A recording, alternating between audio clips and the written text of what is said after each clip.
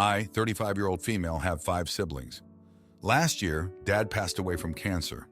My dad and my stepsister, 35-year-old female, have always had a difficult relationship. While I always saw my stepmom as my mom, April never saw my dad as her dad, even though our parents married when we were both 3. She always resented Dad, blaming him for her mom divorcing her dad, even though Mom and my dad hadn't met until after the divorce. She was spiteful and cruel to him her whole life. When he got sick, she did a 180 and was over at the house all the time to help out. I had moved back when he got sick. Our brothers, 33-year-old male, 37-year-old male, 38-year-old male, were pretty absent while Dad was in treatment.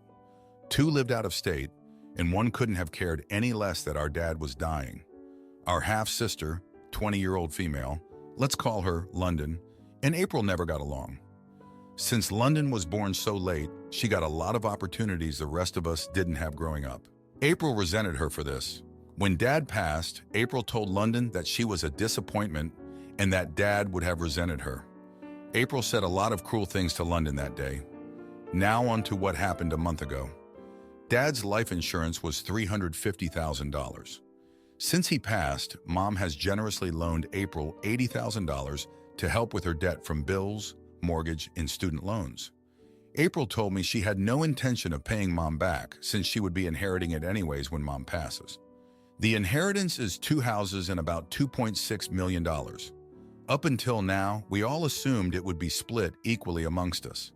But it turns out London is the sole inheritor to distribute or not as she sees fit. Personally, this doesn't bother me at all. The money belongs to our parents, and they can do whatever they want with it. But when April found out, she was livid. She's been screaming at both Mom and London, blowing up their phones, etc., since she found out. When she asked me why I wasn't more upset, I told her that London was the only one of us who could split the inheritance fairly. And by fair, I do not mean even. I'm a pushover and would split it evenly amongst all siblings, despite the fact that Mom has explicitly stated that 2 of my siblings are to receive nothing. Deservedly, they are horrible people. She trusts London to do what's best, even if that's to keep the entire inheritance. April kept pushing and got our brothers involved, telling me that since I lived with Mom, I could talk sense into her, and they wanted me to find out which law firm helped her with the will so that they could contact them or something. I told April that she was entitled to and deserved nothing, that none of us did. It is their money, and she is a horrible person for not only thinking she deserves to have the money, but that she was already making plans for it. And on top of everything, she is still asking Mom for more money because she thinks that since Dad was technically her parent, Mom should split the life savings amongst her children who need it more. Since then, they have been blowing up my phone. So am I the idiot? Now for a few comments before the update, comment 1, I'll say this. Making your kids divide up the inheritance is a weenie move. Leaving it all with 1 kid is blatant favoritism and messed up in itself. She might blow her siblings off, which if that's what her parents want, then they kind of suck. If she does choose to divide it, then she is the one that has to put her relationships with her siblings at risk. Comment 2, not the idiot at all. You sound like a sweet, head-on straight kind of girl. Your parents obviously did something right with you in London.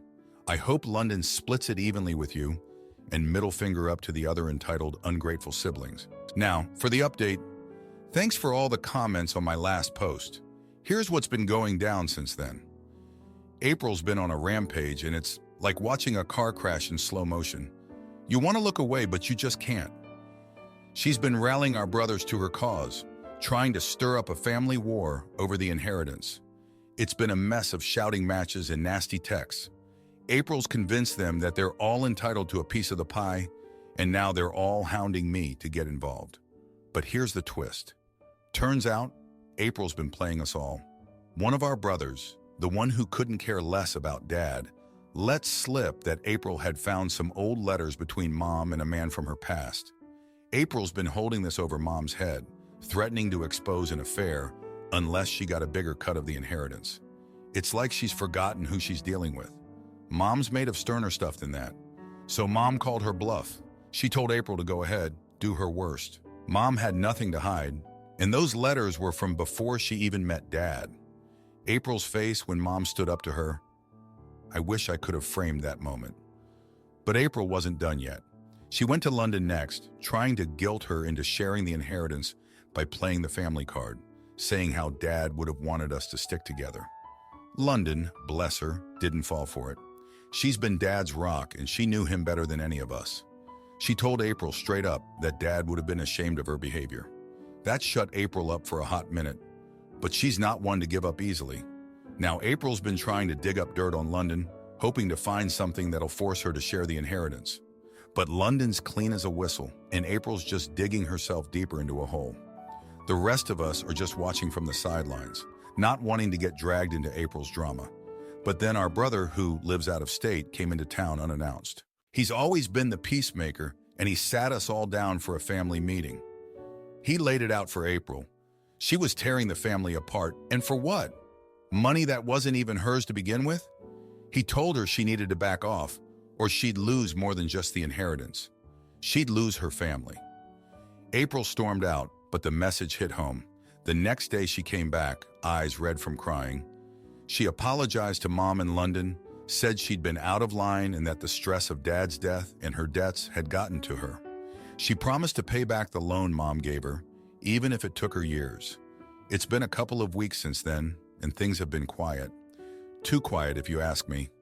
April's been keeping to herself, and the brothers have backed off. London's been handling the inheritance like a pro, setting up trusts for education and emergencies, just like Dad would have wanted. I don't know if April's truly changed, or if this is just the calm before another storm. But for now, it's peaceful, and I'm holding on to that. Thanks for reading. My girlfriend chose her rocks over our relationship. So I sold the rest and bought a one-way ticket to freedom. My girlfriend collects rocks and bones, not crystals or anything. She doesn't think they have any magic powers, they're just normal rocks. She's not into astrology or any witch stuff. She sometimes tells me about the rocks and what type of rock they are, and it's usually chert, which seems to just be a type of normal rock. She's really outdoorsy and she travels a lot for work, and when she gets back from a project, she has a pocket full of new rocks. The bones are usually deer bones that she finds out in the woods, and she doesn't have as many of them. The skulls are cool, but also kind of creepy, and most of them don't even have antlers or anything impressive like that. Her favorite bones are shoulder blades and those spine bones. If we go on a hike, she'll sometimes stop randomly because she's found a cool rock. That looks like a normal rock you could find anywhere, and put it in her backpack or pocket. Sometimes she asks me to carry them, and I have to put dirty rocks in my pockets. She keeps them all over the house on tables, but mostly in our bedroom on the dresser and on her desk. She used to keep the skulls and bones on the dresser, but put most of them in the closet when I said I was creeped out when I would wake up and see a bunch of dead animal skulls staring at me. But she takes some of them out when she's working at home. The problem with the rocks is that there are so many of them, and it's starting to make the apartment seem cluttered and kind of messy. If anyone came into our room, they would just see a bunch of random rocks all over the place. The other day when I was cleaning, I put all of them in a nice box so that they were all in one place, and she got really mad when she got home. She says she likes looking at them and seeing some remind her of the different trips she's taken, even though they all look the same, and she said that they're beautiful and make her happy.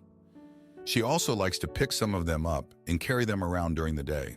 I calmly explained that we were running out of space for her rocks and maybe she could take photos of pretty views she saw to remind her of her trip, and she got really, really mad and said that it wasn't the same and I couldn't tell her what to do with her apartment, even though we both live here, so it's my apartment too.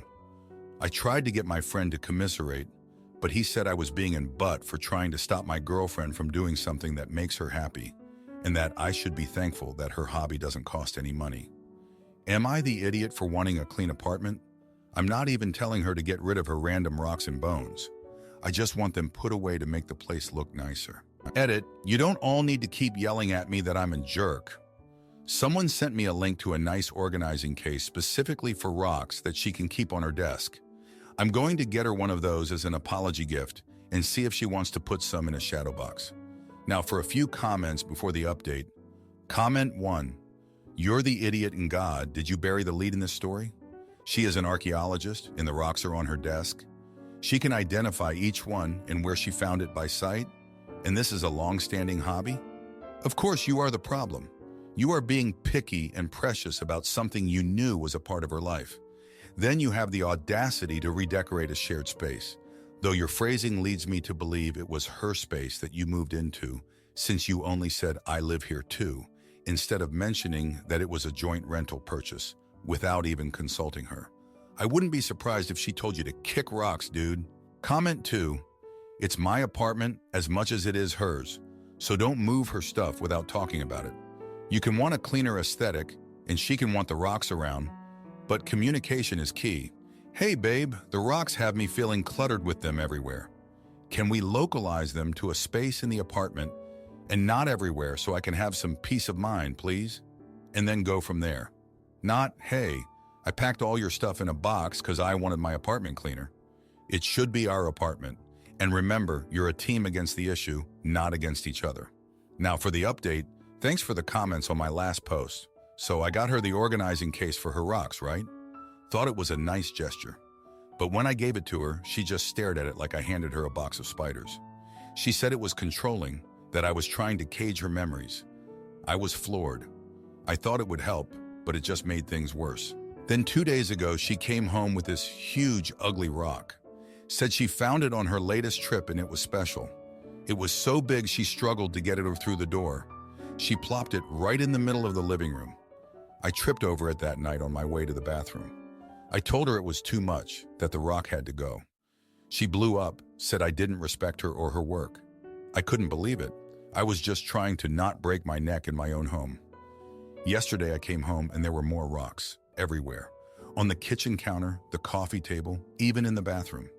It was like she was marking her territory. I tried to talk to her, but she just kept saying they made her happy, that I wouldn't understand. I felt like I was living in a quarry. I called my friend again, hoping for some backup, but he just laughed, said I was in too deep, and I should start learning about rocks. I hung up, feeling like I was the only sane person left. Last night we had a huge fight. I told her it was me or the rocks. She looked at me with such cold eyes and said, "I choose the rocks." I was stunned. I slept on the couch, surrounded by her precious stones, feeling like a stranger in my own home. This morning, I woke up to find her packing a bag. She said she needed space, that I was suffocating her. She left, taking only her backpack and a few choice rocks. The apartment feels empty, but it's still full of her stuff.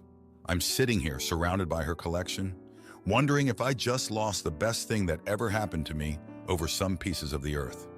Thanks for reading.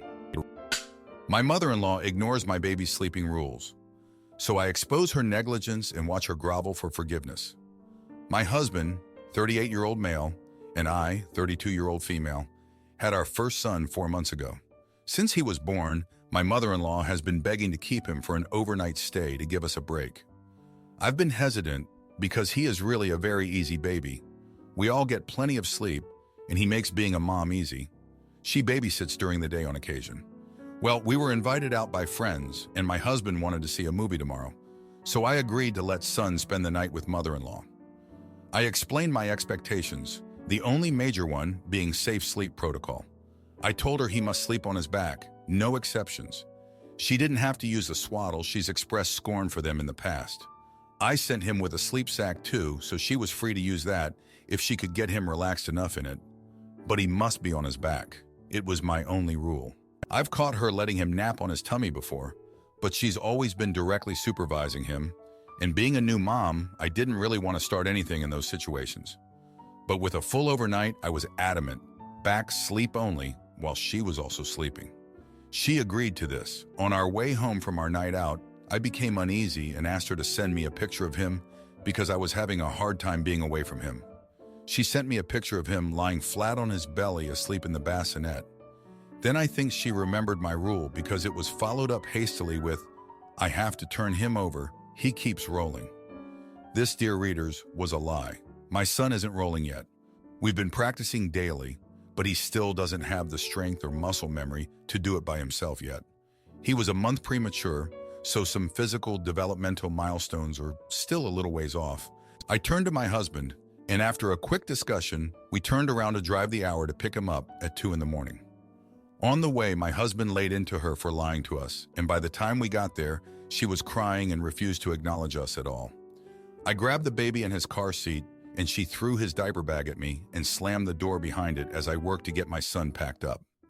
On the way home, my husband and talked some more, and I told him that I'd see how our son slept in the sleep sack.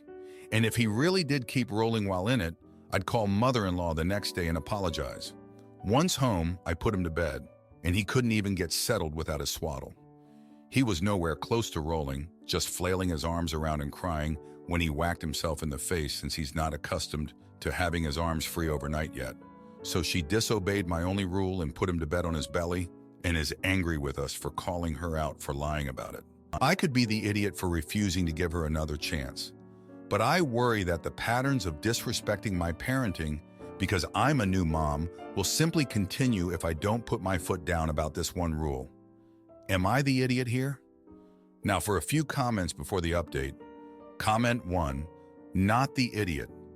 Asking her to put the baby to sleep on his back is not something you're just being picky about.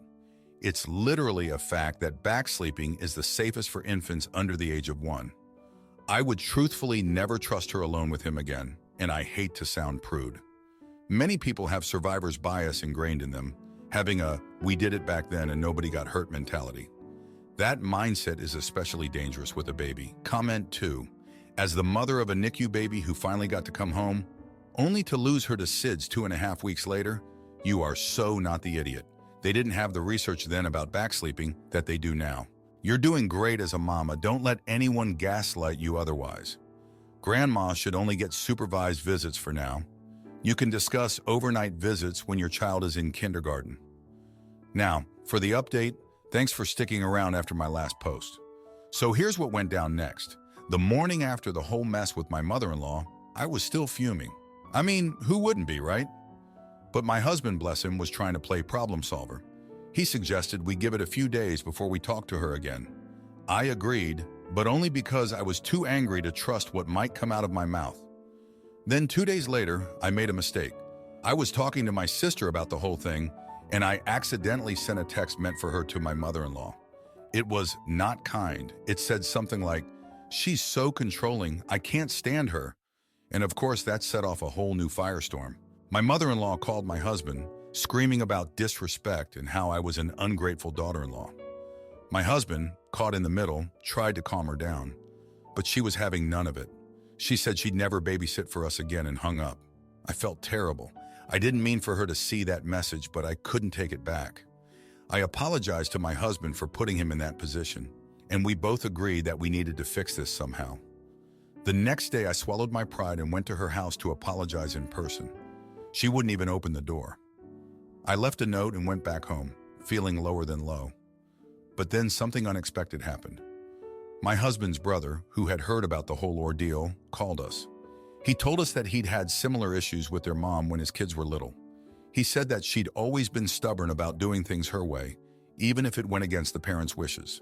He also mentioned that she'd done something similar to him and his wife, and they hadn't spoken to her for months because of it. Armed with this new information, my husband and I had a long talk.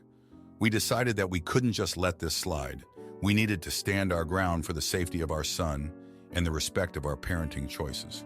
So we called her up and laid it all out. We told her that we loved her, but we couldn't trust her with our son if she couldn't follow our rules. We explained that it wasn't just about the back sleeping, it was about trust and respect. She was quiet for a long time, and then she finally apologized. She said she hadn't realized how important it was to us and that she'd been too set in her ways. She promised to respect our rules in the future. It was a hard conversation, but it felt like a weight had been lifted. We agreed to start fresh, with clear boundaries and better communication. And you know what? Since then, things have been better. She's been more respectful and we've been more understanding. It's not perfect, but it's a start. Thanks for reading. If you like this video, you'll probably like these too. Also, while you're here, please consider subscribing. It's your support that keeps this channel alive and allows me to make better and longer videos. Have a great day.